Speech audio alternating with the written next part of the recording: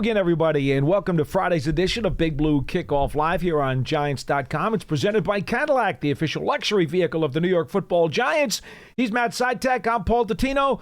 We're going to be here for the next hour to talk Giants football with you once again as we continue the revolving door of who's available, who's not available, as the Giants prepare for Sunday's game at home at MetLife Stadium against the Baltimore Ravens. Our number is 201-939-4513.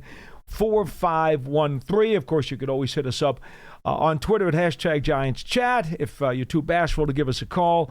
And, folks, I tell you, it's been rough. And the one piece of good news, at least, that came out this morning is that Drew Lock is out of his boot. And Coach Stable said there's a chance he's going to be on the side, but today with the trainers throwing inside the field house, the Giants are outside practicing literally as we speak. He said there's a chance, but it's more likely he's going to be the emergency quarterback. We don't think he's necessarily going to be the number 2, but it's good to see him out of the boot. He had the heel injury that was suffered against New Orleans last week. Yeah, so, Coach said that they have to wait and see, how he does in the field house today in somewhat of a private workout with, the trainers, the medical staff. But Coach seemed to say that it's sort of trending in the direction where if he is able, to do anything on Sunday, it likely would be as the emergency third quarterback, which means Tim Boyle would be the backup to Tommy DeVito starting under center. Yes. That assumes that, Drew gets through the workout today and, feels okay, which did not guarantee that would be the case. But he did say it's trending in that direction, I would say. Got to get out of the boot, though, before you have a chance to play. It's definitely, and at least he's out of the boot. That is definitely a good first step. That's a good sign. It's a good sign. Coach also ruled a couple of players out prior to practice today. Yes, he did.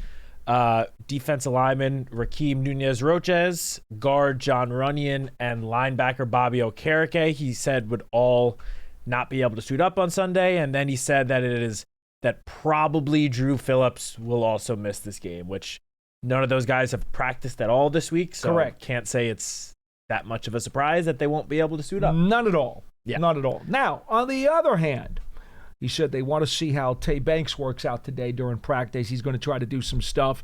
And he left open the possibility, he said they'll talk about it afterwards, that Banks might be able to go against Baltimore.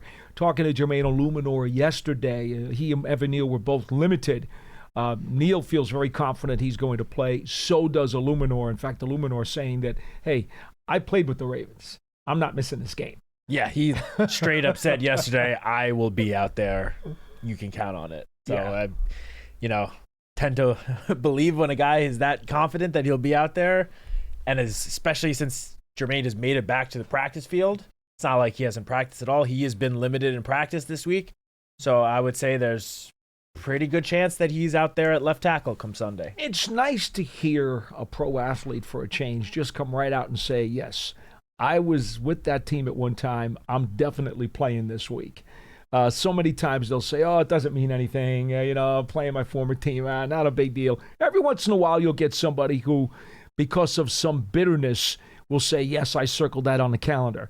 But more often than not, guys will not talk much about playing against their former team. They don't want to stir up any hornet's nests. Illuminor, not that he was trash-talking anybody. Not at all. That was not the case. But he made it clear that there was something special about playing Baltimore. Yeah, and honestly, I think in Jermaine's case, it was more of him being honest, while a lot of other players maybe tend to be I concur. Not so honest about it because... You mean they kind of camouflage? Yeah. Are you suggesting they actually would hide that from us? Because let's be real. When you start your career with a team and it doesn't work out, you don't spend your entire career there, you go somewhere else. Doesn't matter how long you were there. The first time you face that team, even if it's not the first time, because Jermaine was with the Raiders, so I don't know, he probably or might have faced the Ravens before. But regardless, when you have a matchup against your former team, the first team that you played with, you're going to have that one circle. And again, it doesn't sound like there's any sort of ill will or bad feelings coming from Jermaine at all. No, not at all. Not at all. But at the same time, it's a big deal to him. You still want to, go out there against your former team and kind of show them what they're missing. If nothing else, and again, I don't know how many teammates he still has that are on the Ravens, but if nothing else, there's going to be a lot of good-natured poking and fun and maybe a little bit of friendly rivalry trash talk, with some of your old friends. You always want to have one up on your friends. For sure. So that's kind of it's not about necessarily being spurned or wanting to get back at the team as much as it is you just know when you're chatting with some of your old buddies who you used to play with, you want to be able to razz them at dinner a little bit. Yeah, so he last played there in 2018. So yeah. I don't even know I can't even imagine who's still there. I mean, Lamar was drafted 2018. But other than that, off the top of my head at least, I don't remember anyone. Andrews? Is it possible Mark Andrews has been around that long? Could be. Could be. Yeah, 2018 draft as well. Okay, there you go. I'll tell you one guy who was there just, only 3 short years ago? Tyree Phillips. That's true. I talked to him yesterday, as a matter of fact, about that and about Lamar Jackson. And the one thing he said to me, and I don't mind repeating this, it's nothing derogatory in any way. I said, what do you think the chances are that maybe, just maybe, they might be kind of taking the Giants lightly? He said, no. You know Harbaugh?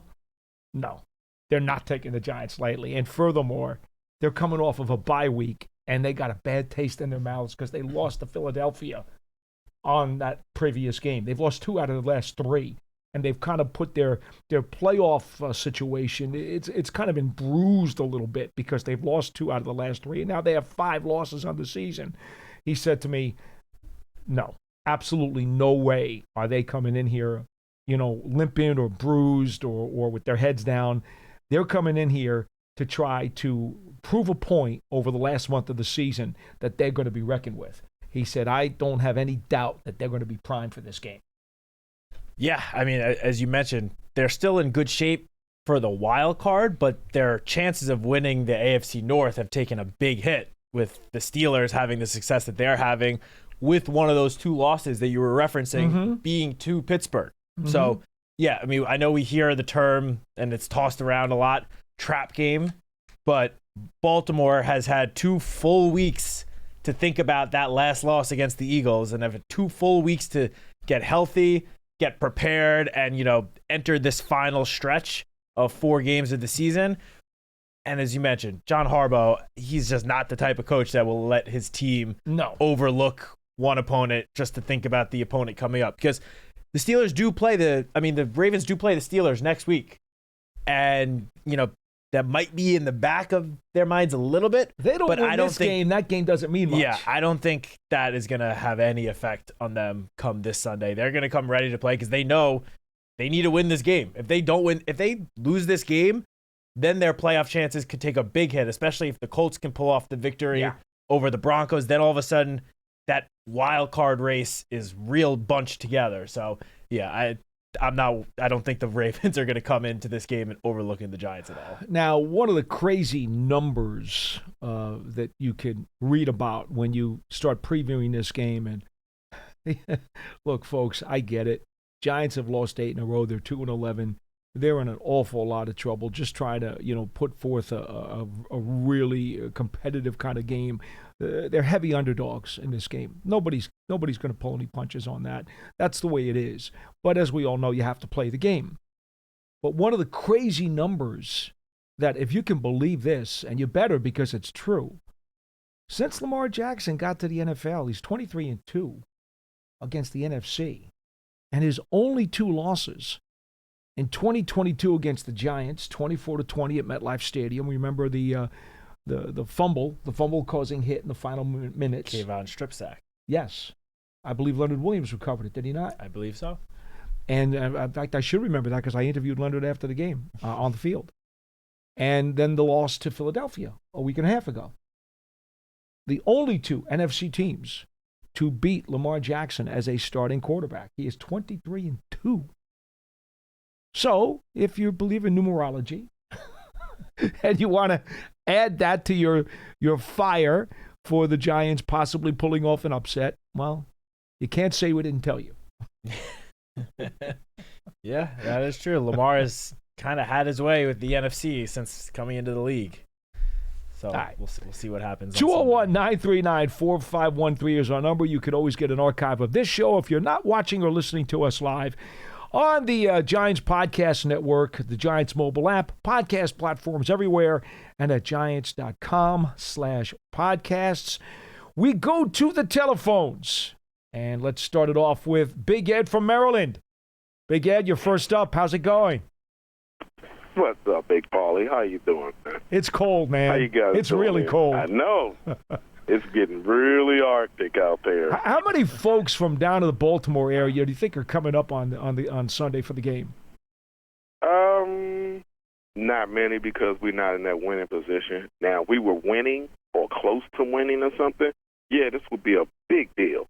Like the old Baltimore Colts, New York Giants games and Polo Grounds type stuff. It would be that big. But this one, because it's so lopsided, I know, and y'all going to love how I answer this. This is going to crack you up.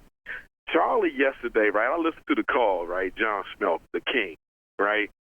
He was on the phone. He had Charlie come on, right? Charlie said the game will be over by halftime.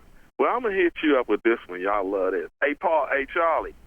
Yeah, the game going to be over at halftime, and the Giants going to be up 28-3 because of their defense, and their running game was actually working tomorrow because it's too cold to tackle. And we're going to tackle Derrick Henry and shut it down again. Okay. Like Big that, Paulie? Big Ed. Yes, sir. You might want to just put a little bit of the brakes on that, just a tad. Derrick Henry is a different animal than Alvin Kamara. Kamara's more of a finesse running back. Very, very dangerous, very elusive, one of the more explosive and dangerous all-around running backs in the game today. There's no question about that. But Derrick Henry, trying to tackle him is like running in front of a double-decker bus. Okay? It usually does not go very well for the defense. I'm just letting you know that. I had to tackle guys like him. You don't go at him at the top. If you don't tackle his legs to stop him from running, right, you're not going to tackle. Okay, but here's the problem. So that should be the key right there. But Big Ed, the guy's been in the league for almost a decade, and he's led the league in rushing how many times? He's 93 yards away from his fourth 1,500 rushing yard season, which would trail only Barry Sanders in league history, who's got 5 of those. The dude is an absolute beast. And even that injury from a few years ago, which they thought would at the very least slow him down, if not derail his career, that didn't do it. He ran right through that injury. He ran right through that medical report, and he led the league in carries the next 2 years. Yeah. I mean, and he had over 1,500 yards that year right after that devastating leg injury. But Derrick Henry turns 31 years old in a couple of weeks. January 4th, he turns 31. He is averaging a career-high 5.9 yards per carry. Derrick Henry, who's been potentially the best, if not one of the best running backs of the last decade, is having arguably his greatest season, at least from an efficiency standpoint, this year as a soon-to-be 31-year-old. And as we know, as we get further and further into the season, the weather gets colder and colder, it becomes harder and harder to bring that man down. Big Ed, you do know the Giants have 85 missed tackles this year, right? They are 10th most in the league. The Giants beating the Titans, and they had Derrick Henry. We beat him. I do remember that. And Tay Crowder practically depleted him on a stop. There's no fear towards this guy. I get it. I'm concerned. I get it. We got Leonard in there. I mean, Dexter Lawson there or not. We still have to go out and defend and protect. And on that part, I agree with you. None of these guys who are practicing today can go in with a defeatist attitude. But to suggest, what did you say, 28-3 at halftime? Is that what you said? Yeah. 28. All right. Man, but see, that's where I got to put the brakes on. Because even if this game is going to be close at halftime, I don't see the Giants running away with it. Well, he was just taking what Charlie said yesterday and flipping it. And I'm not taking it because of this or that. Okay. I'm saying, listen, Derrick Henry, I'm not disputing that he's not great or good. Barry Sanders was great and good. Emmitt Smith was great and good. LaDainian Tomlinson, you got so many names. It's not about how good they are. It's how much can you play against them and beat them. So we go out there with that winning mentality and attitude and say, you know what? We almost beat the Saints. We was in that game very much. That's one thing Should have won the game, Big Ed. About Coach. Right, exactly. Exactly. Here's what I will tell you. The Giants, now we all know that Lamar Jackson has not been very careless with the football. He's been really good. I think he's thrown 3 picks, right? Is it all year? Yep. 3. He has been really, really careful with it. Now, we know the Giants finally got their second pick of the year with Trey Hawkins last week, and he's now injured. Yeah. My point to you is this. If you want the best path to victory for the Giants, it's clearly ball control, because I don't know how many people out there know this, because the Ravens have such an explosive offense. I mean, they're third highest scoring offense in the league. They're 0-5 this year when they score 24 points or less. They are 0-5. So the Giants must keep them in that type of scenario. Now, how do you do that? Well, you do that 2 ways. Okay, number one is you have very long extended drives, so you shorten the game. That's really simple, right? That's planning wise, that's easy. It's hard to do, but it's easy to plan. The second way is get yourself 3 turnovers. Not just 2, but get 3. Because if you can get the turnovers and short circuit the times that they snap the ball, you got a chance. Which the Ravens have only turned the ball over 3 times once all season, and it was in the loss to the Steelers a couple weeks ago. Like I said, it was against the Chiefs in the championship game. Oh, no, this season. Well, that's last year. This season. But so the way to beat these guys, the way the Giants can win this game, it's very simple. Put it up on a chalkboard. It's simple. The problem is, how do you do it? You go out there and execute. Another area, if you don't execute, it makes it harder. The Giants' defense, and this is a lot easier said than done, but when the Ravens, inevitably get into the red zone, because that offense, they are going to get into the red zone no matter how good the Giants are playing on defense. In the red zone, the Giants' defense needs to really toughen up, because the Ravens come into this game with the number 1 red zone offense in the NFL. They are scoring a touchdown 75% of the time they get into the red zone. And they've been in the red zone a lot. It's not like it's like a small sample size. They've scored a touchdown on 39 of 52 trips inside the 20-yard line, which is number 1 in the league. So, again, easier said than done, but when the field gets shorter, you got to toughen up. That if the Giants can force some field goals instead of giving up some touchdowns and keep it close, got a chance. Then they have a chance. With the Saints, got a chance. That's it. Yep. Got a chance. But look here, I want to leave this out, and I'm gonna say this a little bit, and then I'm gonna go because you got other callers and stuff. So look, this is where I'm at. Gabriel, please go get Gabriel from Oregon. Make him your first choice. We need an angel to take this team the way they're supposed to go. I see what you did there. We're going to need an angel like Gabriel to do it. This guy's undefeated, and he's not just undefeated. He knows what he's doing. He wants to play quarterback in the National Football League because he's taking an Oregon team undefeated against tough teams, going in tough places. I'm telling you, Paulie, if this guy goes ahead and wins out, national championship and everything, and he comes out, he needs to be the Giants' next quarterback. We would have got Josh Allen had we had the opportunity to grab him, but I think we was in a better place at that moment, so we couldn't do that part. But I would have loved to grab him because I saw him playing at Wyoming. The boy had an arm, and he's strong. Now he's showing he's one of the best quarterbacks in the league. So we need a Gabriel.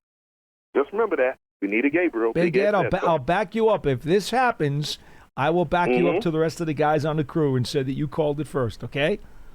Yeah, and tell Master Russ I said what's up, man. I miss him. All right, be good. I will. All right, thanks, guys. Take care, Big Ed. See you, Big Ed. 201-939-4513, our phone number here on Big Blue Kickoff Live. The interesting part with the Ravens, now we know about the fact that Henry is competing with Saquon Barkley for the rushing title. Right now he's behind him by just a tad. And Lamar Jackson obviously has run for nearly 700 yards himself. He's the second best running threat on the team. But what I noticed in doing some study on this game is that Mark Andrews has caught all 7 of his touchdown passes in over the last 8 games. All of a sudden now, because, Zay Flowers has some solid numbers, but not number 1 receiver numbers. What you notice is that Mark Andrews has been incredibly clutch for them over the course of the past 2 months. This is the guy that's finding the end zone, tied for 7th in the NFL in touchdown catches. And again, all of them have come in the last 8 games. You absolutely cannot lose him when he starts running his routes because he's as good as they come and he will find a way to hurt you. Yeah, I mean, going back to, I believe it was the start of training camp, he got into this, minor car accident and he didn't practice for a couple of weeks. When the season started, he was playing, but clearly that whatever happened to that injury, and because it happened over the summer, the Ravens don't have to disclose really many details about it. Right. But it definitely seemed to hinder the start of his season because the first, I would say, 6 weeks of the year, it didn't look like Mark Andrews out there. It looked like a totally different person. But as you mentioned, since I would say week 6 or 7, he's looked like the Mark Andrews of old. He is scoring a touchdown almost every single game. This is a guy who has been a humongous receiving threat for the Ravens in years past, a touchdown machine for the Ravens in years past. I mean, he has a season with over 1,300 yards receiving and 9 touchdowns as a tight end. It's, it's sort of him and Travis Kelce have been the top tight ends in the NFL for the last, Kittle at least, too.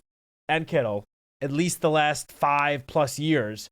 And yeah, the last couple of weeks or the last month or so, he's really started to look like the old Mark Andrews. So when they get into the red zone, if they are passing the ball, watch out.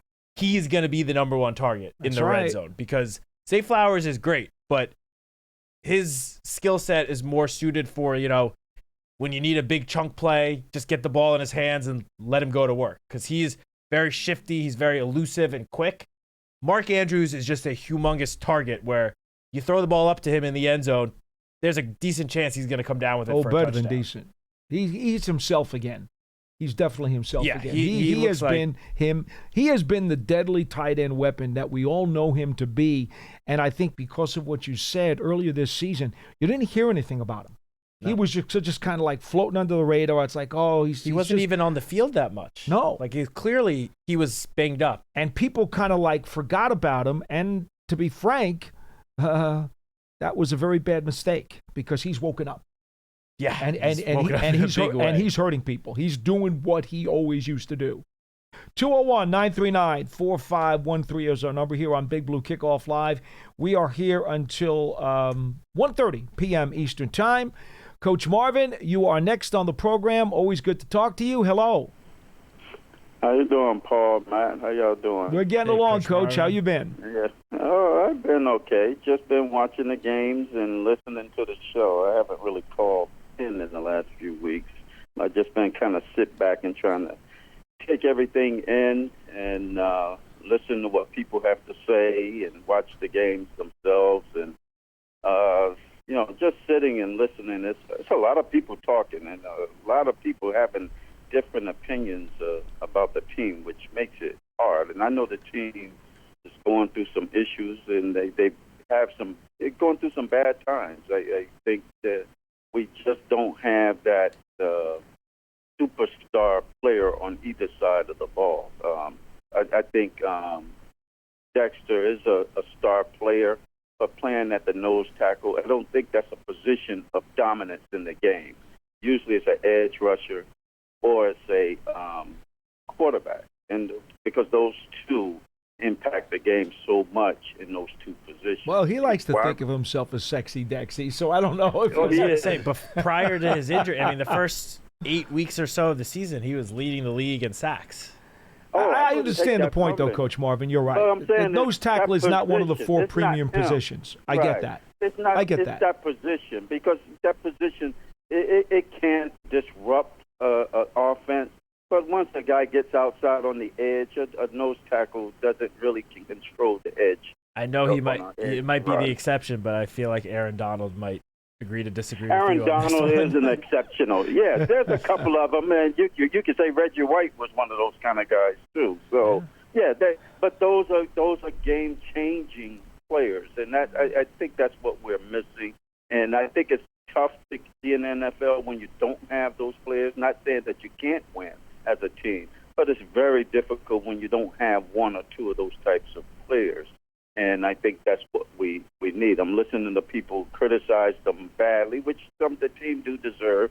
Tackling is bad. I've said this for the last couple of years. These guys they don't practice hard enough in tackling to get out in the game and actually tackling. Now it's a game of, do you want to tackle? And you have to have that want to do it, because you notice if you watching the games, look where the tackler is at when they miss the tackle. A lot of times they're on the ground, and that's because they're leaving their feet diving, trying to make the tackle. You're not bringing you're not bringing your hips and arms with you to lock a guy up. If you stay on your feet, you have to stay on your feet and drive the person down to the ground. They're trying to trip him up, and it's not even just in the pros. It's in college that way too. Everybody's just diving and trying to trip somebody up and hope he falls down. Try to knock him out and not wrap him. It's just bad tackling all around. But sitting around and I'm listening to all of that and all that. Some of the stuff the fans are saying is true, but they all over the place. They say first it was the quarterback. They got rid of the quarterback, and we still want to win. You're not going to win when you don't have a number one quarterback. They want the coach fired. They want the GM fired up. Get us a new quarterback. I mean, it's everywhere. And my theory is for everybody should just take a step back and look at the full picture and not just pieces of the picture. I went back and I looked at this season, and they had a bad season. They had a bad season. But look at the scores of those games, Paul and Matt. Go back and look at those games they played so far. A lot of those games, they're in those games, and they playing bad. And sometimes you need a game changer. You need the teams to stop making as many mistakes. And I think that's where Daboll and Joe Shane is going to look at. They have to get a game changer in their draft this year, and hopefully it is a quarterback that they can do, and try to cover up some of the mistakes or something to drive the team to stop making as many mistakes as they're making to cost them those games. Because as I looked at, I think I only saw 3 games that they got blown out of. I believe it was. Coach, here's the problem, though. And I've had a lot of people come at me and say, well, Joe Shane's drafts haven't been very good. There have been people who've called up this show who have continued to try to push that narrative, no matter how false it is. Now, here's the truth. When you look at the number of guys that they've drafted over the last 3 years, in terms of guys who are starters and guys who are heavy rotation players, the Giants have done a very good job with that. Most of all the guys from these 3 drafts are still here, and they're part of this team. But where the Giants have not done a great job, they haven't drafted any All-Pros. Right. That's the difference, okay? Yep. They've got a bunch of, fair to good players, even a couple of very good players. But they haven't drafted any Carl Bankses or Lawrence Taylors. Right. The Mark Hayneses of the world, the Phil Simses of the world. Those guys, they haven't drafted the superstars outside of Saquon Barkley. And that was the previous administration that drafted Barkley. Exactly. Andrew Thomas, for being all-pro that he was, again, he's been hurt so much that it's hard to say that he's had a significant impact on this team because he's missed so many games. But the quality of his work is certainly justifiable in that regard.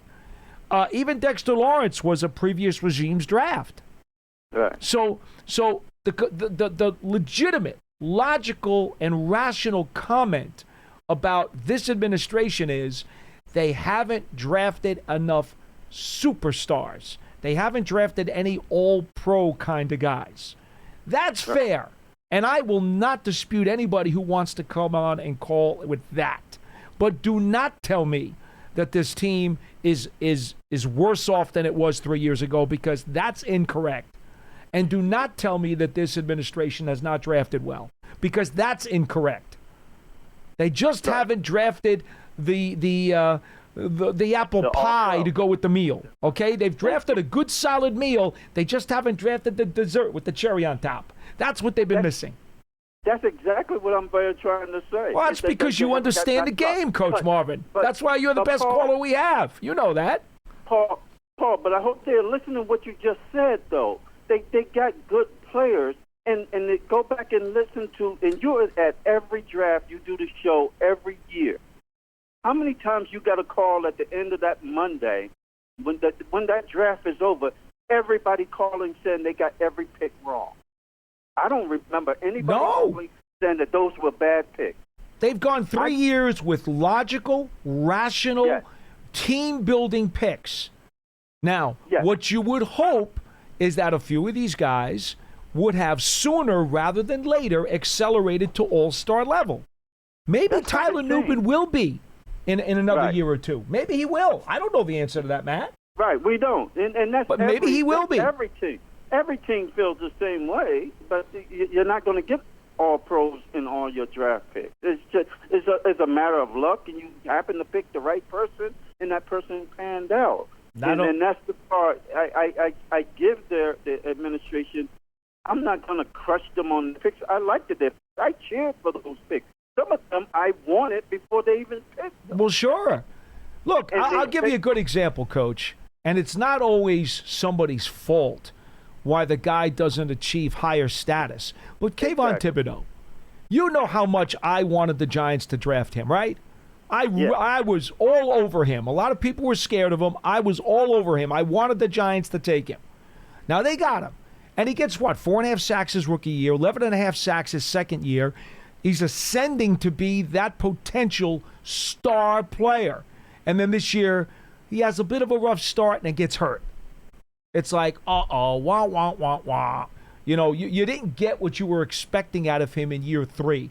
But I still expect that in year 4, he could still ascend to the potential that he was originally drafted for. I still believe that's possible.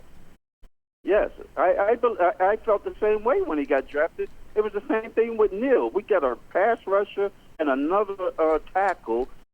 Everybody felt golden at that time. And what it is you second guess. If you were sitting in your home, like I used to say to my parents, I can't satisfy all you people. Once this season starts, I lose. And the only reason I lose to this team is because of you having the expectations that I don't satisfy 100% of you guys. And that's what's happening. Everybody's coming down on them after the fact. And everybody that's talking, and I enjoy them speaking. They let them speak their mind, but at least use some common sense with it. Because you making complaints about the team and what the team should do, you don't have to deal with the consequences when you're wrong. You hang up the phone and go sit back down. So these guys have to deal with the consequences when they make a pick. They deal with the consequences of that player. Amateur GMs, right, Coach? They are the most unrealistic people you'll ever want to meet. Coach, we got to run. We want to make sure we get to some other people. All right, guys. Be good. Call us again. Go ahead, Matt. I know you're looking something up. Yeah, it's just I looked this up when you mentioned, and this has obviously been a theme that a lot of callers and fans in general have said, bashing the front office for the first 2 drafts that they had, this current regime. I went back and looked. Last year's draft, after the Giants selected Deonte Banks, which they traded up from 25 to 24, after that, in the following 6+ rounds of the draft, 3 players. There were 3 Pro Bowl players. 3 guys that made the Pro Bowl as a rookie. In all the other rounds combined. All of the other rounds combined. Sam Laporta, who was an early second-round pick. Yep. Marvin Mims, who was the last pick in the second round, made it as a return specialist. And then Puka Nacua, who was the last pick in the 5th round. Nobody else made the Pro Bowl last year after the Giants pick of Deonte Banks. So, as if they had gone in other directions, right, and the results wouldn't have been that much different. And going back 2 years to the 2022 draft, a full extra season, so there are a couple of more Pro Bowl players, but after the 2 picks that the Giants had in the first round, single-digit number of players that have made the Pro Bowl in their first 2 seasons after those 2 picks. So the results are still early, but it just looks like those first 2 drafts of this regime overall, we're just not the strongest drafts across the league. Like, there are some good players. There are some promising players, guys that are on, ascending up, trending in the right direction for sure. But there aren't that many, like, all-pro, amazing, top caliber players that have emerged from this draft so far. So, while a lot of people want to, criticize Joe Schoen and the front office for those first 2 drafts, you could go ahead and criticize every front office across the league then. Besides for a handful, I will say, like, the Seahawks in 2022 had that draft that was a game-changing draft, but they picked, like, Tariq Woolen in the 5th round, who was already, I believe, made a Pro Bowl or All-Pro, and the Rams as well, Puka Nacua, Kyron Williams, back-to-back 5th-round drafts. Outside of those very few examples, there have not been many home run draft classes for any team in these last couple of years. There are, again, a couple of exceptions, but overall, so far, it just hasn't seemed like the strongest drafts. I would venture to say, Matt, and it would take quite a bit of doing for us, which we don't have the ability to do right here, that over these 3 years of the Joe Schoen administration, I would be shocked if the Giants haven't gotten more snaps out of all of their draft choices than every other team in the league. Yeah. I'd be surprised. I'd agree with you because, this season alone, prior to, Theo Johnson getting hurt, now Tyler Newman getting hurt, Giants were, I think, number 2 in the league in terms of snaps played by rookies on the season. And even going back the last 2 years, as you just mentioned, the Giants have been taking these guys and pretty quickly throwing them out there. Not on every occasion, of course, but a lot of these players have seen a lot of playing time, and right away. This has been a young team for a couple of years now, and it's gotten even significantly younger this season with some veterans leaving and being replaced in the starting lineup by rookies. Yep. 201-939-4513. Lou in Pennsylvania is next on the show. Hello. Hey, how you doing? Well, sir, how are you? I'm doing well. I'm trying. It's a hard season. Definitely living Indeed. in Pennsylvania. It's not as easy because I get the full brunt of it, like I own the team or something. But anyway. We are sympathetic to that, believe me. Well, I didn't hear most of your show, but I just wanted to say something. So, I feel like the draft picks Joe Schoen has picked hasn't been horrible. Phillips is playing well. Tyron Tracy looks like he's promising. They have picks all over the place. Newbin. But the issue I have is Shane. How would you get more free agents to come where you have Hard Knocks when you hear the owner say you don't want Saquon Barkley to go down Turnpike? You get rid of Xavier McKinney, which I think is a solid safety. I'm not saying the safeties we have now aren't good. I'm just saying what we had in-house.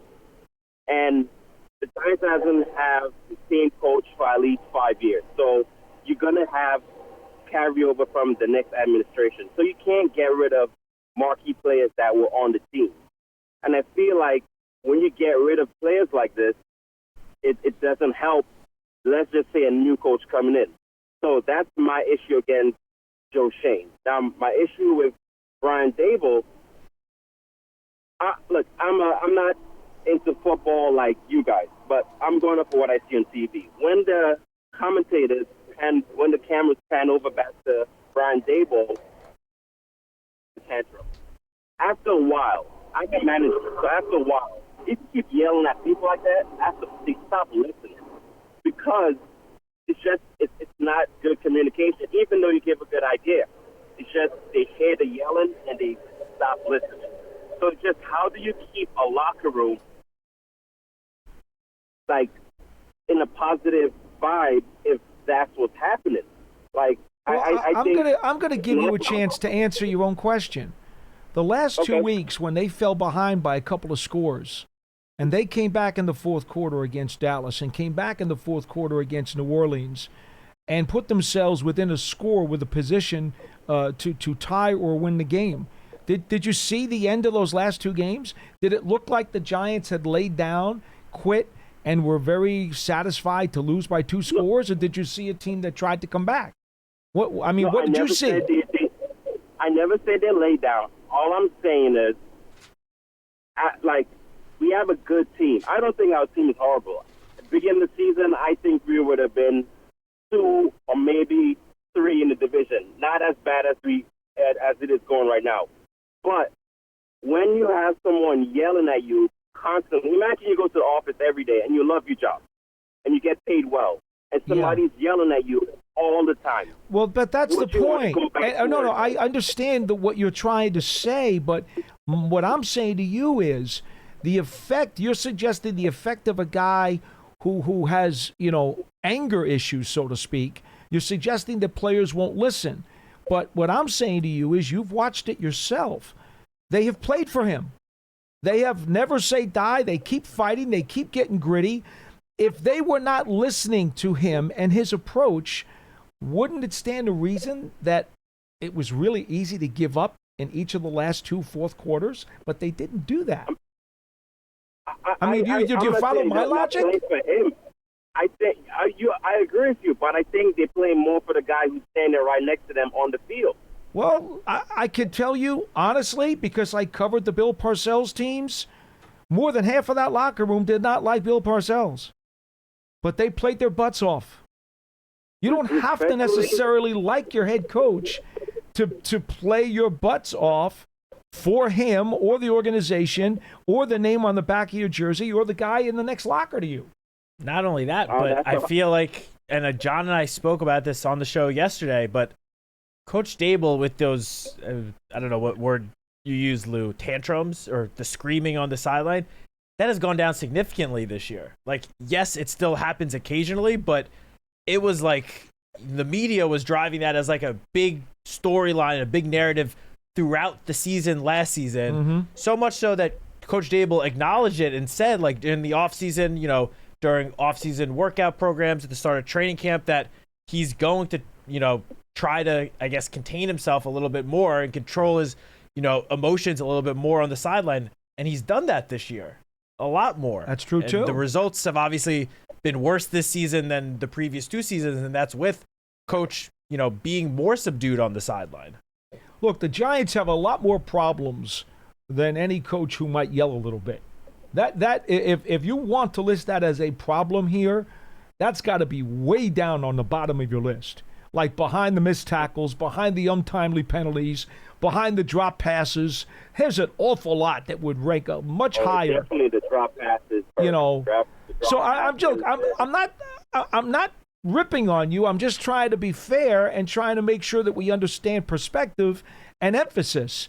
And now I think the other part that you said you started the call with, and I think here's the other sticky part about this. When you're running a business and you only got so much money to spend and so many holes to fill, the timing of when these deals happen is also very critical. We've talked about this on the show. The Giants offered a very similar deal to Barkley that he got from Philly twice a year and a half earlier. But Barkley didn't want to do it. Okay, so they did try to keep him. Twice they tried to keep him, and they made him a very rich offer. And, they tried, they had to tag him. They also tried to grab Julian Love and get an extension with him. And they said to him, listen, free agency's here. Here's the deal. We want you back. What do you think? And he goes, well, I want to think about it. All right, but here, we got to get other free agents on the board. If you come back, we won't have the same amount of money to give you anymore. You sure you want to do that? Yeah, I got to go look. I got to go shop around. Okay, so what do you expect is going to happen when he comes back? I mean, they tried to bring him back. They tried to give him a good deal, and he wanted to shop for more money. That you can't hold the general manager responsible for those situations. You just can't. And Xavier McKinney got an outrageous number to go to Green Bay. And by the way, who's the safety that he brought in? He goes and he drafts Tyler Nubin, who, by all accounts, is probably going to be on the All-NFL rookie team. Is he not, Matt? I'd be shocked if he's not. He's had a very solid season prior to this ankle injury. So aren't you better off with the value of having a Tyler Nubin on this team right now moving forward than signing Xavier McKinney to an ultra-rich deal? This is what John and I talked about this exact thing yesterday with, as great of seasons as Xavier McKinney, Saquon Barkley are having with their new teams, They didn't have that sort of same success with the Giants in recent years. And in the draft, the Giants replaced those two with two rookies who I don't know any Giants fan that is upset with the way that Tyler Nubin or Tyrone Tracy have played this year as rookies in their first season. I'm not upset at all. And you're getting them at a fraction of the cost. Right. Yes, but it's like the mindset of players who on the team who might not think they might want to keep them on the team. But you guys, you persuade me in a sense, but I just think it's shaky. I don't know how you're gonna tell the locker room to stay positive. I hope they stay positive. I think we have a good team. I love the Giants. You guys have a happy holiday. I'll listen to the response at the end. Okay, Joe. Lou, you too. Thanks, Lou. Thank you so much for calling. No, I mean that. I appreciate the call because I like to kind of hash some of this stuff out because it's easy on the surface to have a conception of what we think happened. But then when you start peeling back the layers of the onion and you realize all of the context, you say to yourself, well, wait a minute. You know what? You want to rethink that a little bit because there's a lot of other elements involved that give you the truer, more clear 4K picture, if you will. You like I use 4K? That's pretty cool for an old guy, right? Yeah, look, I understand with the Giants record being what it is, that it's easy to sort of just throw the narrative out like, oh, Brian Daboll must have lost the locker room. Well, this is my 6th season working for the Giants, and I've been a fan my entire life. But 6th season working here, seeing things, being in the locker room every day. This locker room has not fallen apart in any way, shape, or form. Mm-hmm. These group of guys are still in it together. They are still fighting their tails off for Coach Daboll, for this entire coaching staff. I mean, again, this is my 6th season here. This is not even close to like the worst locker room that I've seen at this time of the season, with the season basically being over in terms of the playoff chances, at least. I've been here where the locker rooms have not been this close and tight-knit this far into the season with as much losing that has gone on. These guys are still fighting their tails off, trying to win football games, yes, they are playing for the guys next to each other, but they're also playing for Coach Daboll and the rest of the coaching staff.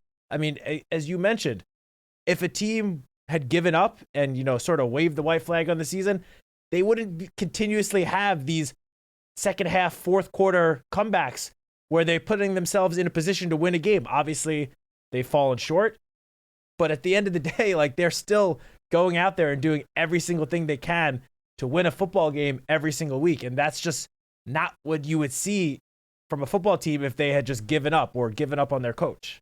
Okay. Look, you got married within the last year. Yes. So you're going to understand when I say this. And I've said this a few years ago, maybe in 21. I haven't brought this one out for a long time, but maybe some of you folks are newer to the program. So I'm going to give you this analogy, okay? I don't know. How good a cook are you? Me? Awful cook. Awful. Okay.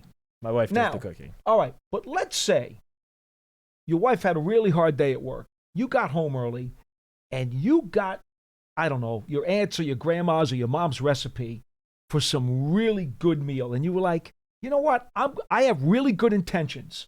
I got the recipe. You worked your butt off for 2 hours, put everything you had into it, and you followed the recipe perfectly to make the meal that is going to make her happy when she comes home and just surprise her head off. And then what happens? She comes home, tastes the meal, and it's really not very good. Well, invariably, fans are like that disappointed wife because they'll taste the food and say, this isn't very good. I'm not going to eat this. And you'll say like, but wait a minute, that's grandma's recipe. I spent 2 hours putting this together. I followed every piece of the instructions that it gave me. I got all the ingredients. I did every direction exactly right. I intended to do this the right way. But ultimately, she doesn't care. And she says to you, I'm not going to eat that. And now you feel like, wow, so unappreciated, right? Because trust me, this happens. It does happen, folks. Trust me. Pearson, you'll learn someday too. It does happen. And that's the problem here with what's happened with the Giants. over the previous 3 years of this regime, they have done many rational, logical things that made perfect sense at the time that should have produced the appropriate results. But because ultimately they did not, okay, so many people will just look at the final result of it, and they forget that the Giants actually followed a reasonable, logical path to trying to build this team. And at the time the decisions were made, they were sound. They made sense. They did everything they should have done to set themselves up. But nobody wants to appreciate that, because ultimately the one-loss record tastes like that bad plate of food. And really, if you think about it, the analogy is perfect. That's exactly what happens. It doesn't matter what the cook's intentions were or how good that recipe was. If you don't like the food, you complain. And that's really where we stand after 3 years of what's happened with this regime. That's why people are like they are. Because they don't appreciate the recipe or the logic or the rationale that went into all the moves that they've made. They simply say, the scores have been poor. That's it. Yeah, and look, we obviously will acknowledge this. This is a results business. Everyone would tell you that. If you don't get the results done or the results that you need to get, there are sometimes consequences. Everyone knows that. Everyone in this building will admit that. Okay, but if your wife tells you that meal is bad, are you going to throw out grandma's recipe? No. Well, you didn't let me finish. I was going to say. Go ahead. It is a results business, and the results have not been there this year. The Giants are 2-11. Simply not good enough. Every single person in this building would admit that. That does not mean, though, that every single part of the process that was put in to build this team, that every single part was wrong and is bad. That's just not the case at all. And a lot of people are trying to push that narrative, and that's what bothers me. Like, you can criticize certain decisions that were made, certain play calls over the years. I get that. No one has been perfect the last couple of years here, but to just lazily say everything has been awful, everything is bad, every decision was wrong, that's just, pushing a lazy and false narrative, because it is the easy thing to do when you're looking at a 2-11 football team. Remember this when you try to cook her a meal, okay, please? And again, there have been a lot of things that have gone wrong and decisions that people would probably like to have back. But again, that doesn't mean you just throw out, as you said, you don't just throw out the entire process because of that. Yeah. Folks, the Giants Huddle podcast has all kinds of long-form interviews from the Giants and from the NFL, all kinds of great dignitaries and personnel. You can always catch that on your favorite podcast platforms or go to giants.com/podcasts. Who's up there this week, Pearson? Darius Muasau. Darius Muasau, UCLA rookie linebacker who has a pick this year. Good guy, by the way. You ever sit and chat with him? Good dude. Yeah. Really good dude. So the Giants Huddle podcasts are up and available every single week. They get a new one up there. John does a whole bunch of long-form interviews. Also, still tickets available if you'd like to come to the last couple of home games. We got this game and also a game against the Indianapolis Colts, which we don't know the date yet. Still do not know. Could be a Saturday, could be a Sunday. We don't know, at the end of December. So you can go to giants.com/tickets. And then also the Giants TV is the video app that is available on the internet. You can go, it's free. It's on Apple TV, Roku, Amazon Fire TV, and the Giants mobile app. We did talk enough about the Ravens before, but just to satisfy Pearson, because he needs to hear our preview, because without it, he doesn't know what he's going to walk into on Sunday. He pays absolutely no attention to our opponents. John works him so hard doing production and edit and music beds and everything else that Pearson doesn't even know who we're playing. I was going to ask, who are we playing? Unless we explain it to him. Baltimore? All right? So once again, the key to beating the Baltimore Ravens, obviously you got to get turnovers, but you need to shorten the game. That's the bottom line. Their defense is somewhat suspect, but their offense is very explosive, very prolific, and they will maximize their opportunities to score. So you want to shorten the game, make sure that when you get chances to score, you come through on those, but you got to get some turnovers. In fact, I was talking to Micah McFadden earlier today. He was walking out to practice, and he saw me, and I mentioned to him, hey, 11 tackles and 5 for a loss last week. I said, that's a stat line you take any week, right? And he said, hey, got to get some turnovers. Because I got to get the ball. I said, hey, good luck. Maybe this week. You got to get the ball. Yeah, I'll say this week might be a tough one for that because, as we mentioned earlier, the Ravens do not turn the ball over very often. Derrick Henry does not fumble the football. Very, very rare that he fumbles. And Lamar Jackson is having his best season this year as a passer, at least in terms of interceptions. He's only thrown 3 picks. So, yeah, getting some turnovers definitely would help the Giants' chances. It might be tough. I think the Giants, and it's a little dangerous to do this because Lamar Jackson is very talented as a passer, but you got to sell out to stop the run this week. I mean, they did a great job of it last week. The defense overall played very well last week against the Saints, but this week is just a total other beast with the Ravens coming to town because even if you slow down Derrick Henry as a rusher, you still have to worry about Lamar Jackson running the football.